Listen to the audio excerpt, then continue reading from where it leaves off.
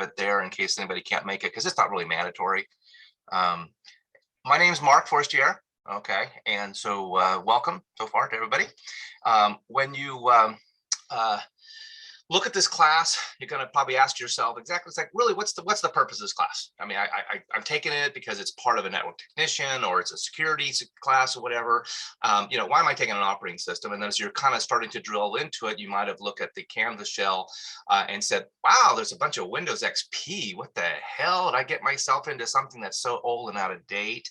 Okay, so the answer realistically is most users have an okay understanding of an operating system, okay, in particular Windows, but they're kind of like consumer users, right? Most people and stuff, they know their way around and they can change the wallpaper and they know how to launch an app and put, icons on the desktop and things like that. But when, shit happens, whatever, they're like, what? Okay. My OS got corrupted and I got locked out. Okay, is there any way for me to get to my data? And it's like, well, yeah, you probably can. You're just gonna have to go through the command line to get it, and then find a way to offload that data because you're gonna have to probably, re-image or reinstall and wipe out everything that's on your computer. But there are backdoors ways that you can do it under the power users. Problem is that most people don't know how to do that. But you guys, the gals and stuff, you guys fall into that category of probably should know how to do that. And so command line isn't always one of those things that people think about. Let's see, hold on, I got my icon over here. I'm going to try to admit people. Like I said, I want to try to keep an eye on it and stuff. So command line is one of those kind of a little bit more of a lost skills, okay? If you're a network person, you're going to be using a lot of command line and stuff because you're going to be doing anything from trace packets and stuff, or pinging, various devices and stuff. Yeah, you might be configuring routers or whatever. There are things that you will do when there is an application program to interface with it. But a lot of what you do sometimes and stuff are send some basic commands, write some small scripts, whatever, and do that from a command line because you can easily automate some of those things that may not be found in the true interface. The reality is that this class needs to introduce and kind of make sure everybody going forward, whether you're a network person or you're a security person, that you understand where the power really comes at behind the scenes in the command line interface. And then add one extra layer, which is don't just look at a Windows product, also look at a Linux product as well, okay? And introduce basics to Linux so that when you get into, say, Bill Walker's ethical hacking class, okay, and he gets into packet sniffing and whatever and stuff, well, he's going to use a Linux OS to do that. He's not going to teach you Linux. He's not going to teach you the operating system. He's going to teach you the hacking tools that you use to go out there and do network defense, which means then a lot of that stuff is ran from a command line interface and Linux. So you need a little bit of both worlds. So for this class, what we're going to do is we're going to start off and kind of leverage our experience, our knowledge, which is already on Windows, because the majority of people know kind of Windows and have worked for it for a little while, spend half the semester on that, and then the other half of the semester we'll spend on Linux, okay, going forward, okay? Now, let me kind of share my screen here a bit. Okay, there we go. And I will make sure this is going to pop up okay. And I'm going to come over here to Canvas. Can everybody see my screen? Anybody just chime out saying yeah or no? Yeah, I can see the screen. Bingo, fantastic. Yeah. Okay, fantastic. I just need at least somebody to echo back and stuff. So this is Canvas, okay? And this is like, hi, everybody, this is me, blah, blah, blah. I sent you a welcome email, This is 100% online class. This is probably the only time we're going to meet in Zoom, okay? And we can do everything pretty much by emails work really well. You'll probably get used to, I typically try to send out a email on Mondays to say, hey, this is what you should be working on this week. And I also try to send you a Friday. Hey, so don't forget something's due Saturday. Once in a blue moon, I'll drop something in the middle. Okay, but most of the times it's going to be bookend. I want enough to be the reminder, the squeaky hinge that says, hey, I'm still there. Don't forget this class. I know you have a lot on your plate between work, family life, and school, whatever. So I want to kind of be there. So I will send those things out. I just want to distinguish one thing real quick. Because you guys are advanced users, you're not, just an introductory person or whatever. Canvas messaging system is exactly that. It's a messaging system. Most people think that the Canvas messaging system is email. It's not the school email. It's only a messaging system, and it's not completely synchronous with it. Okay. And so what happens, well, without getting into all the really details and stuff like that, if you need to get used to checking your school email account on a regular basis, when the school needs to notify you something officially, because it's it's a registration thing, it's a payment thing, whatever, they're never going to send it out through, or they're not going to send it out through Canvas messaging. They're going to send it to your school email account that you'll have to log in, go to the, my portal, log in, go to school email. So as a student, and then me as a teacher, I strongly want to recommend that that you check your emails once a day, Monday through Friday, at least, whatever, not just for my class, but for all these things going on. Okay. To also let you know, my older son went through the City College a few years back. He's now a graduate student down in Long Beach and stuff. So he got 2 associate's degree and went through the honors program. My younger son, my older one was in history. My younger son is finishing up this semester his degree in physics from City in the honors program. And my wife, after 30 years, has gone back to school, and she's working on a sociology degree and in the honors program, and we'll finish up in the fall. Okay. So I have, 3 people in my family, there's 4 of us, whatever, that are in college. And my older son said, "Gee, Dad, you're kind of the black sheep of the family." And I'm like, "What?" And he says, "Well, you're the only one who didn't go to the honors program at City College." I'm like, "Okay, I get it." No, I'm not going to enroll just to be able to be in the honors program. But that being said, okay. So anyway, so back to this one. You're going to spend most of your time here in the modules option down here. So I'm going to click on modules. And the first thing is to let you know is I need something to make sure that people who are actually going to be part of this class actually are here. Okay. If this was face-to-face, I would just take the role on that first day or whatever, and then say, hey, anybody doesn't show up as a no-show. So I have just a welcome discussion post. A lot of you have already done it. If you haven't done it, if you want to stay in the class, you have to do it by tomorrow night, 9 o'clock. Just go in there and post yourself. It's 3 things, your name, your major, and a little bit about your tech skills or whatever. I'll go through that, use that as kind of my attendance, and then move on. Okay. I don't do a lot of discussion posts regularly and stuff, because I think too many times and stuff, we all kind of game the system and just tell people what they want to hear, so I can make sure I get a good grade on it. So I'd rather just have you guys focus on the real stuff.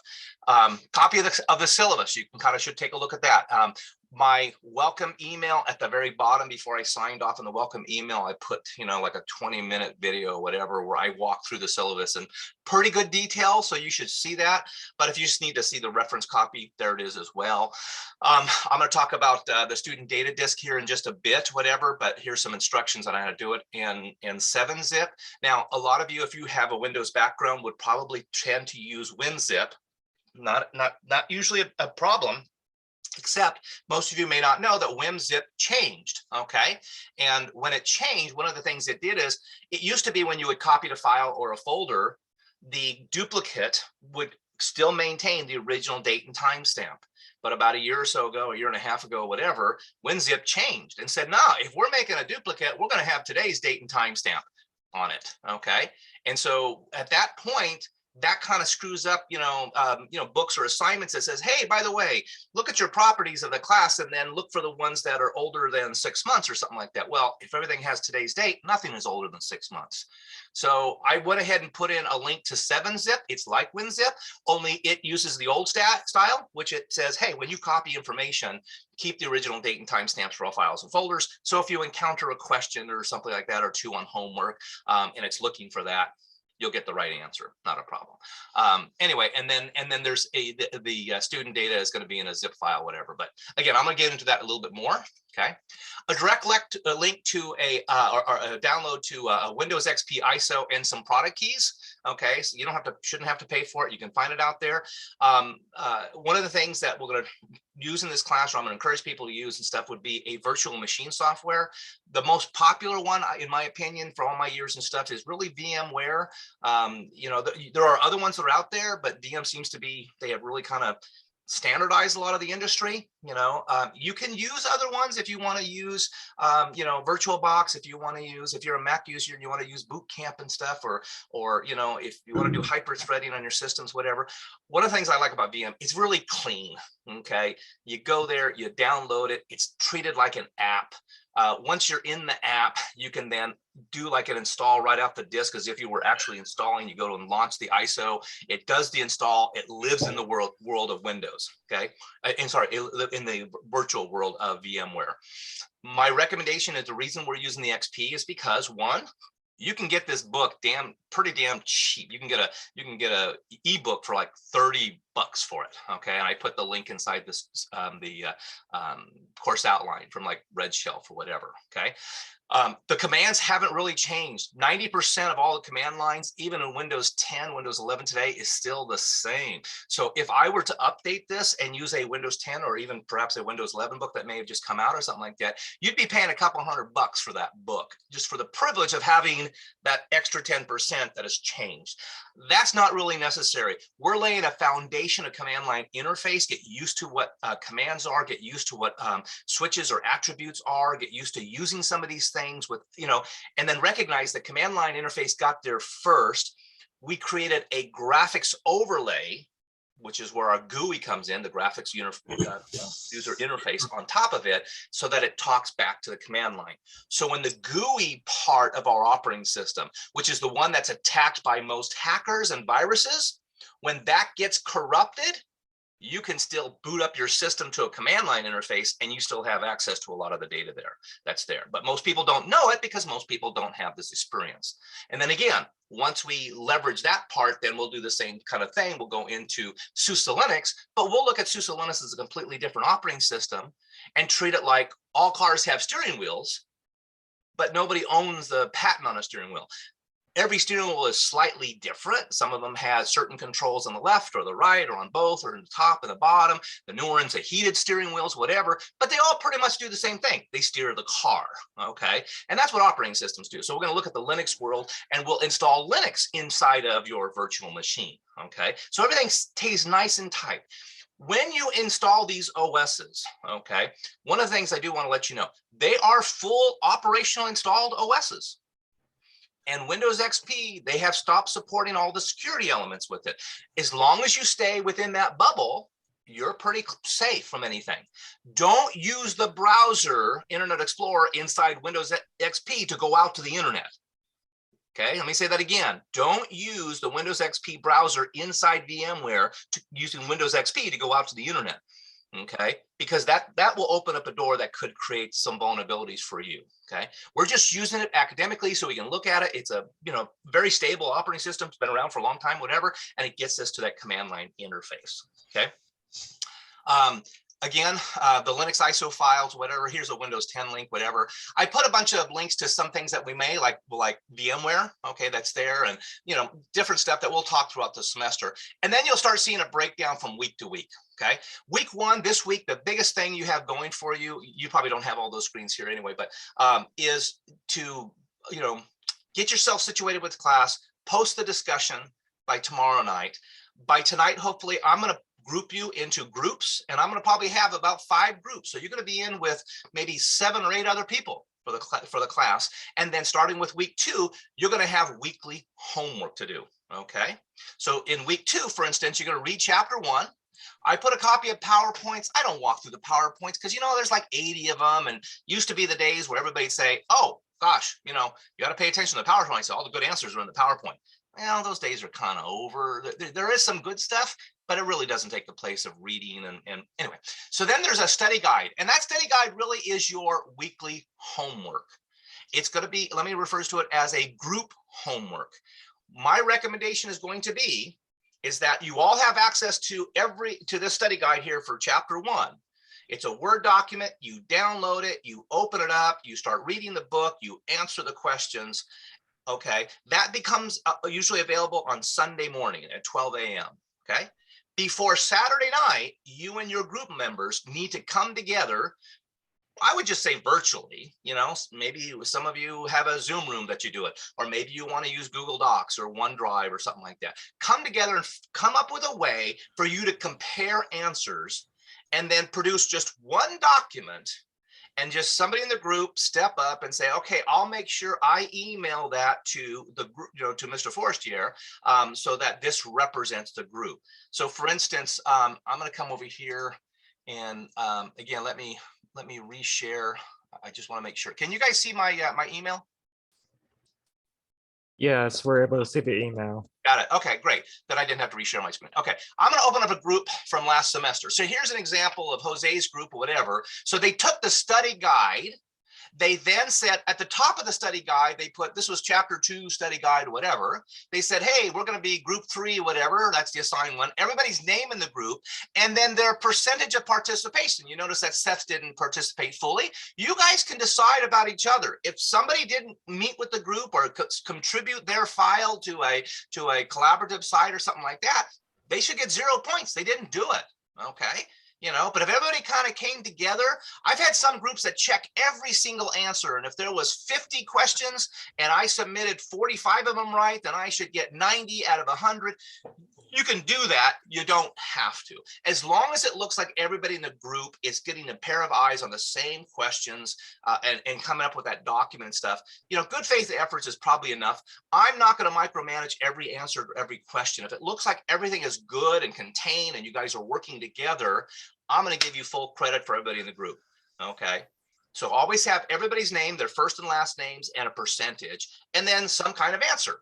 Right, for the questions. Okay, so this person, they decided to put the answers in A, B, C, D, whatever at the end, and then they highlighted the line so it stands out. Okay, starting in chapter 2 at the bottom, you're going to have a section. Hold on, there we go. You're going to have something called problem set ones, and these correspond to what is specifically in the book. So what I did is I retyped these questions, and these will be based a lot of times based upon some activity with the student data disk. If I wanted to have you try to say copy a file name to a location, I'd like to say, hey, guess what? The results should be A, B, C, or D. I need everybody to, if you do that, to come up with the same answer. In order to do that, you need to have a starting point. That is common. If I said move a file from this folder to this folder, well, then everybody needs to have the original folder, and then we need to have either the new folder or we have to make the new one, and then answer a multiple choice question based upon that. So in doing that process, you're going to use a student data disk that basically it's just a bunch of dummy files and folders and stuff. I mean, they're real files, but they're just there to use for the file management of learning the command line interface. Okay, that's really what they are. And this way you can answer those questions. You don't have any of these for chapter 1. Okay, they start in chapter 2 and go all the way through chapter 10 for the Windows stuff. So again, can everybody see this screen? Yep. With the questions and answers? Yeah. Yes. Okay, cool, Yes. cool. Thank you. Okay, so then what I'll do here, let me come back here. I'll get this out of the way for a second. Okay, close that out. And I come back to my my original course module. So then you have here, I created a little video on how to create the student activity disk. Basically, the book, way back when, had floppy diskettes, right? Yeah, oh boy, ancient technology, right? Okay. But we still have access to things like USB sticks. Now, these technologies were created for what we used to always joke, old tech people and stuff. We call it the sneaker net. You'd put on your sneakers, your tennis shoes, and you would give this to someone, or you would mail this to someone or whatever. And now digitally, we could just upload things, okay? But since the book is older, it says, hey, floppy disk drive A. So out the book, it's going to say, refer to the student data disk under floppy disk drive A. Well, we're not going to, we most of us don't even have floppy disks anymore. Why should we? But most of us have USB sticks and USB drives. What's the big difference? When you plug in a USB stick into your computer, a Windows computer in particular, you get assigned the next available drive letter. So if your system already has, drives G and H, when you plug in that USB stick, that one becomes drive I. Where the book says drive A, for you will be drive I. So what we want to do is we want to take everything that's on that student data disk, put it on a clean, fresh USB stick, And then whenever we do that student stuff for the end of the homework, we can plug in that disk, or if there was something in the chapter, we can plug in that activity disk, and there you go. And that's going to behave the same way. Because the reality is the medium doesn't really matter. We just need a place to go. We have a common place. So I, once again, in week 2, I put the little video, I put 7-zip. There's the actual zip files, right? So when you unzip that with 7-zip, you'll have all the date and timestamp, right? And all the files structured the way it was to be able to go with the book. And then I put a couple of videos about chapter 1. This one was longer, so I made 2 of them, an A and B version, rather than one really long video. And that's just my talking about what the chapter is about. As you're reading things and looking into it and stuff, you might encounter, you know, various stuff along the way. So I wanted to give you some tidbits. That kind of like my version of a lecture a little bit. Folks, I will not give you a recording that's an hour and a half long. Okay, you know, my son and my wife had gone through classes in the liberal arts area, and oh my gosh, some of those teachers, their recordings are an hour and a half. And I said, no. I said, you know, 20 minutes, 10 minutes, 12 minutes, 16, 5. I want to keep it down to a more manageable time. Okay. My older son, by the way, or my younger son, said he figured out how to play something back in 1.5 speed and get through the system. Anyway, so there's a folder for each week. And then what'll happen is we'll have an exam week. So what we're going to do is we're going to do Windows for 4 or 5 chapters. We're going to take a midterm on Windows. We're going to have another 4 or 5 chapter. Then we're going to have a final on Windows that will be comprehensive of all 10 chapters. And then we'll start into the next part of the semester. We'll have 4 or 5 chapters of Linux, have a midterm, and then another 4 or 5 chapters on Linux, and have a comprehensive one for the final during finals week. So once we start the Linux, we don't have to go back to Windows. The final for this class is just the final for Linux.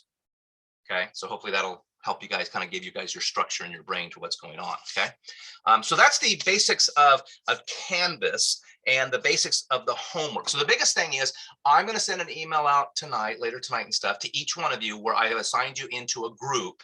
And then I put some instructions like, hey, start to talk to each other, start to exchange, figure out your deadline. My deadline is I must receive that group homework from that group leader or person, whatever, before Saturday nights at 9 o'clock. Well, you don't want to wait till Saturday to be comparing answers, because shit's going to happen. I'm sorry, I'm Sicilian, I get a little potty mouth, sorry. Okay, you don't want to be doing that at the last minute. What you want to do is to say, look, the study guide became available Sunday at 12 o'clock. You guys pick a time, say, hey, everybody has to submit their answers to their common site or whatever, you know, by Tuesday night. And then if you guys have a Zoom session, if that's what you wanted to do, or some other collaborative way, or, you know, a couple of people have been assigned to kind of go through and reconcile the answers and stuff like this, you know, then you want to get it done by, say, Thursday and get it sent off to me Thursday or Friday, whatever. I really try to tell people, don't wait till the last minute, because if you have an internet problem, if you have a power outage, if you have a computer problem and stuff like that, everybody in the group is going to get docked 20% for being late. So don't do it. Don't wait till the last minute.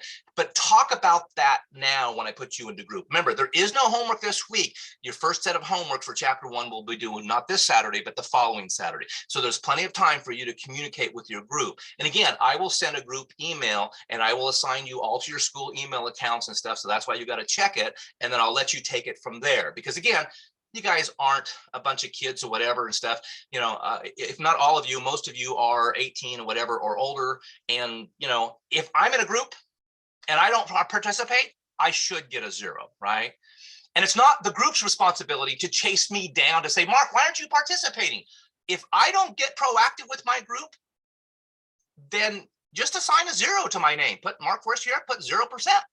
Okay, if Mark didn't do it, that's one less person you have to reconcile. Fine. That's one of the reasons why I'm going to put you in groups of like 7 or 8 people, because believe it or not, if 7 people look and got the same answers and one person got the different answer, there is a slight percentage that one person could be right, but it's very rare, very, very rare. And so you should be able to confirm these answers very quickly. All you're doing is kind of talking to each other a bit and comparing some answers and produce one product. When a boss assigns something to the team, they're not going to get something back from the product. Okay, I'm sorry, I have to give myself a timer in here because I only have about 5 or 10 more minutes and I got to wrap up and get my son to school. Okay, at City College. Let me just show you real quick VMware. So if I do this real quick, so here's VMware. Let me launch it. And this is really the last part of here. Can you guys see that screen with VM? Yes, we can. Good. I'm going to launch Windows XP. Those of Yes, you who it are works familiar with good. the sound will actually see Windows XP pull up. I'm going to leave it in the window instead of maximizing it for a second. You'll hear you'll see the Teletubby hill when it comes on. Yeah. So when you go into VMware, it's going to say, hey, which operating system you want to install and where's the ISO at? And you're just going to say, oh, it's on my drive. I downloaded it in my there we go. There was the sound. And again, this is the real operating system. This is the unrestricted. We're not working in a simulation. See, that's the other thing. We're not working in a simulation. This is not something this is a true system that you can configure and do what you want. But again, don't use it to go out the internet. So if I go to start, guess what? It looks exactly what Windows looks like when you get running. Okay. And when you're done, what do? You go to start and you say, hey, I want to turn off this computer. I'm not turning off the computer of my Zoom session. I'm turning off the OS inside VMware.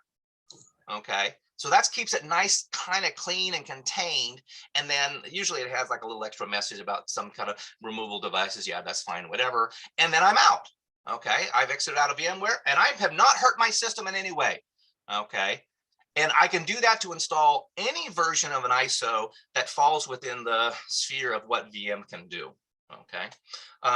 Anyway, so I think I've tried to cover everything in a short session. I didn't want to make it really long. I have about, I think about 4 minutes left and stuff. I can do some quick questions if you have. Anybody have some quick? Let me stop my sharing and go back to my screen. Anybody have any quick questions? I have one question. What distro of Linux are we going to be using? The book that I'm using is a SUSE Linux book. Okay. So SUSE Linux, and I put an ISO that matches the book. But the reality is just like with Windows, you could almost, when it gets to the command line, you could use almost any OS that's a Windows version, but it won't match the book exactly. Same thing with Linux. I could use OpenSUSE, I could use Mandrake, I could use Fedora, I can use, any version of Linux that are out there to get the basics. But when I want to go into the setup tool in the Linux, the book is going to talk about YAST, which is their name for it. Windows is going to call it control panel. So as long as you can separate that mentally, you could play with any OSs, but I want to make sure that you're always coming together as a common class or group to answer the questions that were based upon the book. Because I need to make sure that you guys are all working correctly together. Did that help? Yeah. Cool. I noticed when I installed Windows XP in my virtual machine, back in the old days when I used to install it on a Pentium 4, it took forever. Sure. With my new hardware, with this new modern Core i5 10th gen and the Pro, the MSI Pro, motherboard, it installed like 5 minutes. Oh yeah, isn't it amazing, Jerry? That is just it is, It used to be the joke, right, Jerry? The other one was, hey, how many of us have installed Windows once? And you're like, you only install it one time? God, man, I install them all the time. I'm always constantly reinstalling it, whatever. Me too. But yeah. Yes, I just absolutely computer for a year, and if I probably only, I think I've installed Windows on it like 7 times already. I can't get it. There you go. I just have to have it just the way I want it, Yeah, bingo. You're going to find out also, okay, that most Linux distributions, Jerry, they install pretty quickly too. They're very lightweight. So when I have somebody who has an example who has an older laptop that's, maybe 7 or 8 years old, or thinking, well, it's worth it. I'm just going to go buy another computer. I go, look, you understand what you're doing is you're running an older technology and an older operating system. But if you want to breathe life into that laptop, 2 things. See if you can swap out the internal, rotating drive with an SSD drive. Exactly. And then put Linux on it. Because you don't have all that bloatware. You don't have Linux is really nice. There's just a small handful of virus and hackers. Nobody wants to hack Linux stuff. Not to mention the fact the way it's structured, with its authentication and administrative access all the time, it's a pain in the ass to get past. Max out your RAM too. There you go. Whereas Windows, most people, novice users, are running administrative mode all the time. And that's why Windows get hacked, because a hacker can take over your system. If they can take over your God privileges, they can do anything to it. But when you're in the Apple world or you're in the Linux world, you're not running in God. You're usually running as a client. Okay, so you have very restrictive access. Any other questions? I have one more. Sure. What's the final going to be like if you can really go over it? What's the what again going to be like? The final. The final. Okay, all of the, okay, I shouldn't say all. I'm going to try to use that clarification. The midterm and the final for Windows, and the midterm and the final for Linux. Almost all the questions in those exams are going to come from the homework. Okay. Now, what I do reserve the right, and I do it in particular on the Linux stuff at the end of the semester, is I'll take about 10% of the questions and I'll tweak them a little bit. So that I want to make sure you're just not memorizing, oh, it's the long answer to the question or it's the short answers. So if you read through the questions, you should be able to find the answers because they're pretty straightforward. They're going to come. So I do that a little bit, but most of them, if you're studying the study guides, which is why it's a group homework, you're doing double duty. You're getting the homework done so you can get the full homework credit, and you're prepping yourself for the midterm, or you're prepping yourself for the final. Right. And all the questions are going to come from a book. They're going to come from what I did is that I took a bunch of the test banks. I stripped out a whole bunch of stuff. There's going to be like 60, 70, 80 questions a chapter or so. And then there's going to be like those problem set ones where you're going to kind of like try to use the data disk, whatever. But I tried to stick with most of the stuff coming from those documents. Again, if there's one or two that slip in and stuff, but we don't do pluses and minuses. So if you get a 90% in this class as an A, it's no different on your transcript than somebody who gets a 99.9 or 103%. It's still an A. Okay. I'm not trying to belittle that. I'm just saying is that, hey, I wanted to create a mechanism, but there's always imperfections. I've been teaching, I'm like the oldest person in the department, well, the senior person in the department. I've been teaching, CIT longer than anybody, and helped form that. I created the security programs and the networking programs a long time ago. So been around for a bit. Did that help, Benjamin? Yeah, that helped. Cool. Are we going to be sending in the test through email, or is it a timed test through Canvas? All the tests will be taken, the midterms and the finals will be taken in Canvas. They'll be timed. I think they're like 150 questions for the midterms. I usually give you 2 hours when, get it done in 2 hours. It's plenty of time. Again, remember, you're seeing almost all the questions ahead of time. You just want to be able to focus on it. And then the finals are a little bit bigger. They're usually 250 questions, but I give you 3 hours. When you go through these, a lot of these questions in the command line, they're very simple. You're either going to know it or you're not. And if you're out there guessing or you're trying to search for it at the last minute, time's going to eat you up. Yeah, this should be pretty good because I started with Windows DOS, not no window. I'm talking just plain DOS to start. DOS 2.01. Yeah, 3.1 and WordPerfect 5.1. There you go, man. Oh my gosh, we got to get together sometime, talk about the old days. Yeah. And the old XT or the AT computers, you had advanced technology, and XT, which was like your one, not a two, it wasn't even a 286. It was like Hey, Jerry, I go back when I came out of college, and I bought a PC Junior way back when. So, well, it's because at that time IBM was partnering up with Sears Business System. Okay. And when you were a college graduate back in those days, right, Jerry and stuff, if you came out with a degree, the only two credit card companies that would trust you with very little experience but college education was a Sears card and a Chevron or a gas card. That was it. You couldn't get any other card or whatever. So when I bought my PC Junior, it was like $1,200. I put $600 on my Sears card, paid the other $600 cash, and I had a computer. Okay. Back then, there was something really nice. Oh, yeah. I mean, I can even go further back than that if you really want to know. I mean, I've worked on Texas Instruments TI-9948 with basic programming. Wow. Okay, you do go back further than I do. It's the only way you can make those work. Absolutely. But hey, for all of you guys who are newer to the program or newer to our world and stuff like that, don't worry about it, because the reality is that we just have longer context, but the information is what's got to be relevant today. That's what I'm saying. You may be looking at Windows XP and say, why the hell is he teaching XP? It's because when you look in those commands, you're going to do that in Windows 10 or Windows 11. Yeah. So you'll be changed. Good. Any other questions? Yeah. Well, the only one mention one more thing is Sure. to get to the command line in Windows, you just go to the search bar and just type CMD. CMD, yeah, thank you, Jerry. That's a good one and stuff. Yes, absolutely. On any Windows, if you go to your start or go to your search and whatever, you're looking for either Windows R. If you hold the Windows key down and hit the letter R, that's the run. Mhm. You can type in CMD and boom, you're right there. Yeah. Okay, well, it sounds like everybody, we got a good starting point. Like I said, I'm going to post this recording and then I'm going to work on emails and start communicating to me and stuff. I mean, I must have responded and talked to emails and stuff, probably 70 of them last night or 60 or 70 or whatever. Okay. If sometimes you see my emails come out at 1 o'clock in the morning or something like that, or 12:05, yes, because I was awake. Okay. And then go back to sleep a little bit and stuff. So it's like, yeah, okay, got it. So my day's world, is this, but this is 100% online class. We have no synchronized things. Assignments become available on Sunday at 12. Assignments become due or tests become due Saturday, 9 p.m., not Saturday. Make a note. It's not 11:59 because a lot of times, servers and stuff go down or they do updates at midnight. I don't want to run into that problem. So I always make it 3 hours earlier, depending upon where I'm at. So Saturday, 9 o'clock.